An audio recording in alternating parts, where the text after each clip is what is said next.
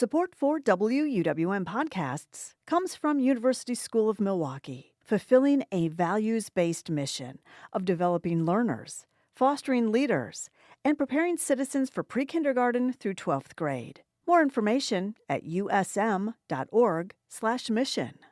Lake Effect brings you conversations about what's happening in Milwaukee and the people, places, and organizations that shape the community. This is Lake Effect Spotlight from WUWM, Milwaukee's NPR. The average price of a home in Milwaukee County rose about 8% since last year.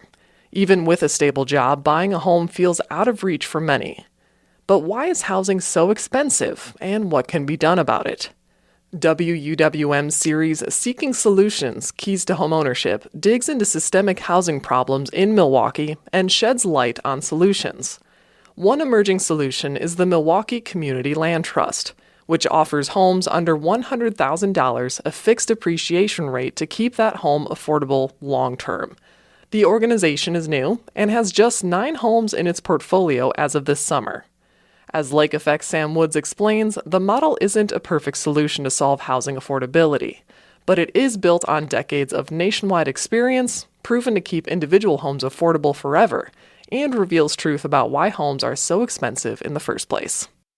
Jeanette Torres was born in Milwaukee and raised around Mitchell Street on the city's south side. I actually remember walking with my grandma up and down Mitchell Street when it was so beautiful and vibrant, and they would have festivals, and, we would go and get materials that she needed because she did a lot of sewing at home and cooking. And so after recently moving back to Milwaukee from California, she wanted to buy a house in the neighborhood she grew up in. She was renting in the neighborhood, and her landlord was looking to sell.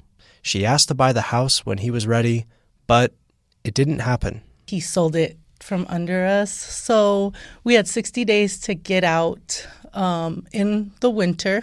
What Torres wanted was stability, a home that she could raise her children in and eventually pass on to them. Bonus points, of course, if it was in the Mitchell Street neighborhood.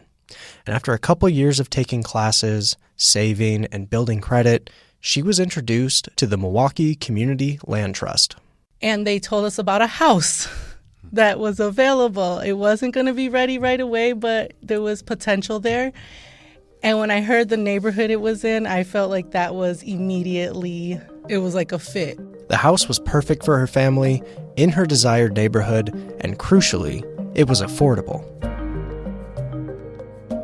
Founded in 2017, the Milwaukee Community Land Trust model centers around a lease agreement between the land trust and the home buyer. The agreement is that the trust retains ownership of the land, while the homebuyer retains ownership of the house and improvements. So far, the trust has sold 9 homes under this agreement.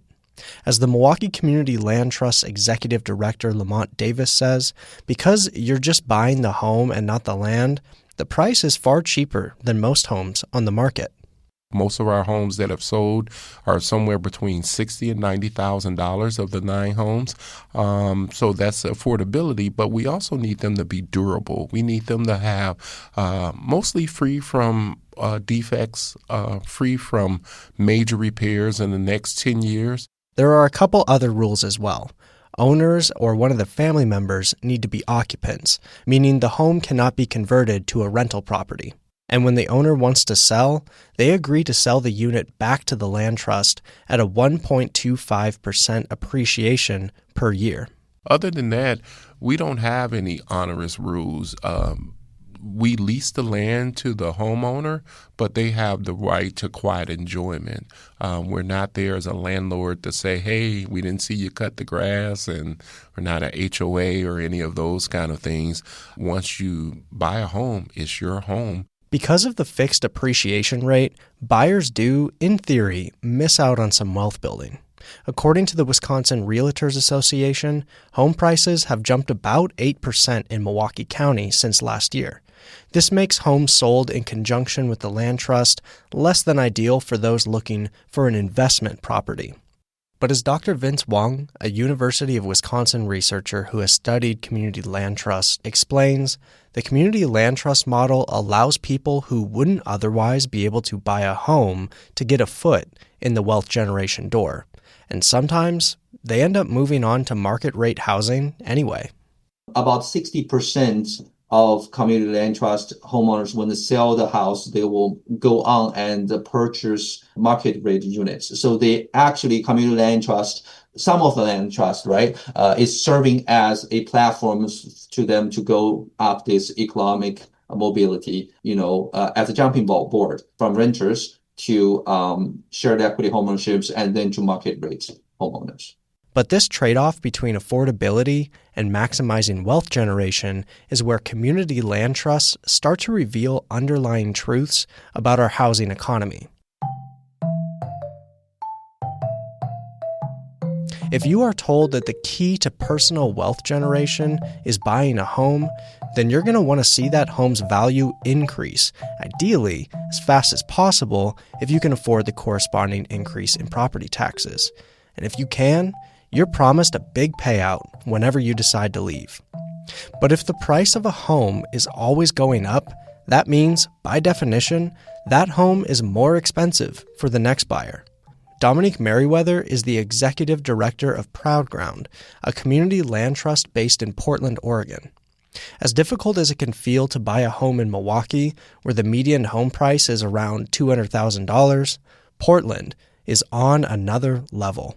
Like our median home price is around $570,000 to $580,000. And so it's like, who has $160,000 just laying around for down payment when you're also putting kids through school, maybe paying off your own student debt? Proud Ground was founded in 1999 and currently has 614 homes in its portfolio, both in the Portland area and a few other counties in Outer Oregon. Merriweather explains that Proud Ground primarily serves people who make below the area median income.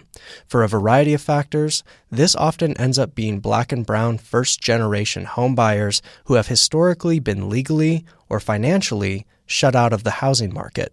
Income qualified, and then from there we look at just groups who have been underserved. And in Portland, we've had redlining. Redlining was a part of our title records, just all the different things that go into like who can own and who can't own. And so our history here in the West and in Portland is very explicit around who could and who couldn't have ownership. And also there was a lot of eminent domain and other aspects from the government that really pushed Black and brown folk out of community. And then after that became like this speculative housing market that really created a lot of gentrification in neighborhoods that were historically Black and brown.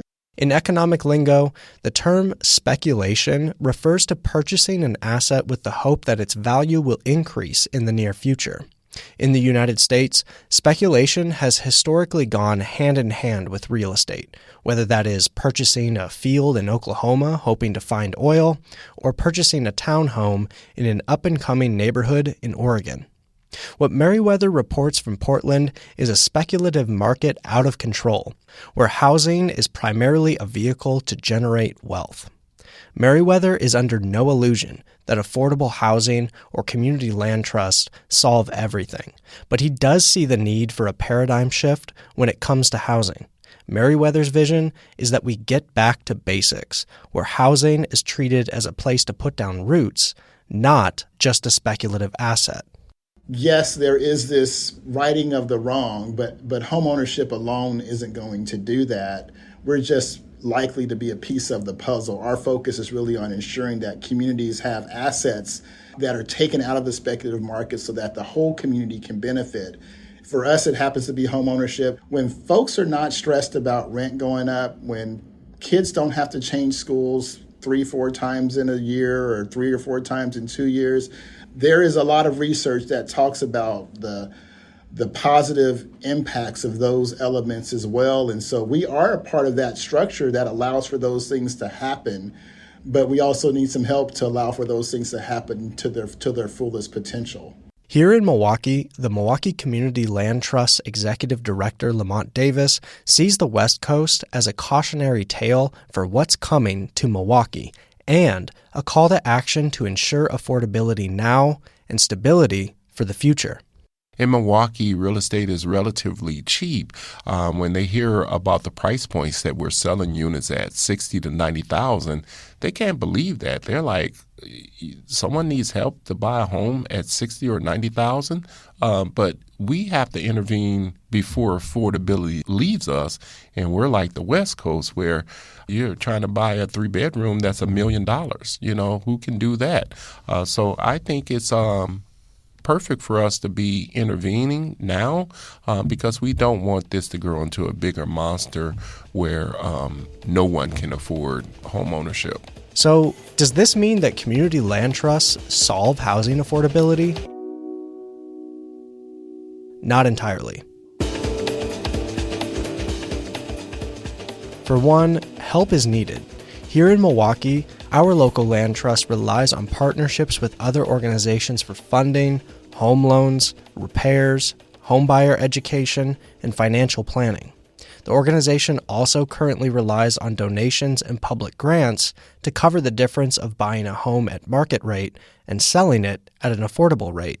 This need for partnerships to cover other aspects of the home buying process and the need for capital to buy homes out of the market means that community land trusts are likely not going to upend housing market principles immediately. After 26 years, Proud Ground in Portland has just over 600 homes in its portfolio. And here, since its founding in 2017, the Milwaukee Community Land Trust sold just its 9th home this summer. So progress is seldom instantaneous. And as Dr. Vince Wong notes, housing affordability is a complex issue, and land trusts are just part of the solution, not a silver bullet. Yeah, the short answer is no, right? There is no single housing solution policy practice program being the silver bullet. We are living in the ecosystem of what we all usually call it the housing spectrum of housing or spectrum of affordable housing. Community land trust is just one type within that spectrum in a society where the affordability issue has been getting worse, right? So one model is not enough. But there is also growing evidence of success for this housing model. In Portland, Meriwether reports that its portfolio of around 600 homes has shown remarkable stability before, during, and after the housing market crash in the late 2000s. Proud Ground hasn't lost a home to foreclosure ever. And so of those 614 homes, we've never lost one. We've had 2 that went close to, but we bought them out of foreclosure and resold them to another qualified home buyer. So when you talk about, I don't know of too many other quasi-government funded programs that have 100% success rate, but I think across the nation, you see that most community land trusts, like their ability to retain homes and keep them out of foreclosure, probably 95% and above for almost every single CLT. And so, you know, that from a model perspective, just resonates success. Dr. Wong notes that community land trusts in the United States achieve their goal of attaining affordability in perpetuity. His census of over 300 land trusts nationwide found evidence that not only is the initial home buyer of a community land trust home buying at an affordable rate, but future buyers of that home also enjoy affordability. We also look at the subsequent sales over time for future home buyers, and we check the affordability pretty much kept the same level for the same households with income levels. So that gives us another confidence saying this perpetual affordability is retained in the model for the future generation of buyers. Locally, Lamont Davis sees evidence of success in the fact that people who make as low as 30% of the average median income in Milwaukee can still achieve stability through home ownership. We're serving very low to moderate income households that sometimes people write off and say these households should not even be into home ownership. They won't be able to make it as homeowners. And we've proven that we can serve people as low as 30% AMI, which is right on the cusp of being homeless when you look at the definition of that. We're talking about people who normally would probably be in renting situations, or they would be buying something that may not be up to standard So I think that's the biggest evidence of success that we've been able to see. The vision, in a word, is stability. At the end of the day, we're not just developing housing. We're developing stability. We're developing community. We're building a future where families can stay rooted, pass something on, and feel secure in their tenure. Our model works because we really focus on people, not speculating. We're not trying to be the market-based solution. We're trying to be the solution for people like Jeanette. And on Milwaukee's South Side, we return to Jeanette Torres.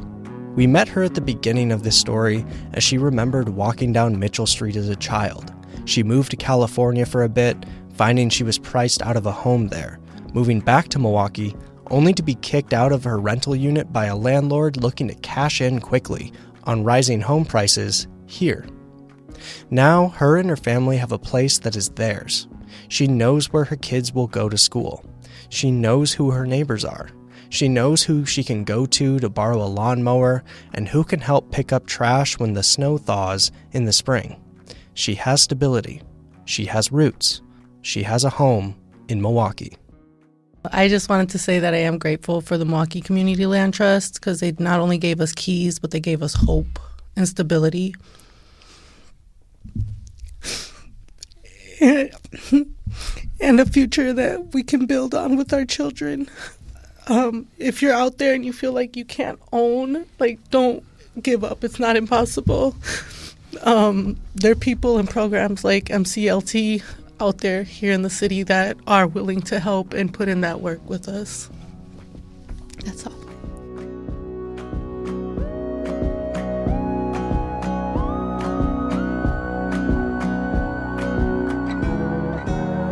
That piece was produced by Lake Effect's Sam Woods. For more information on community land trusts, head on over to WUWM.com. That story was part of our Seeking Solutions Keys to Homeownership series. Support for the series comes from presenting sponsor Educators Credit Union. You can find all of our coverage at WUWM.com/housing.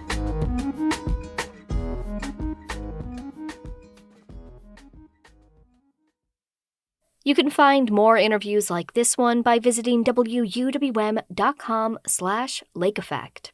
And while you're there, subscribe to the Lake Effect Spotlight podcast.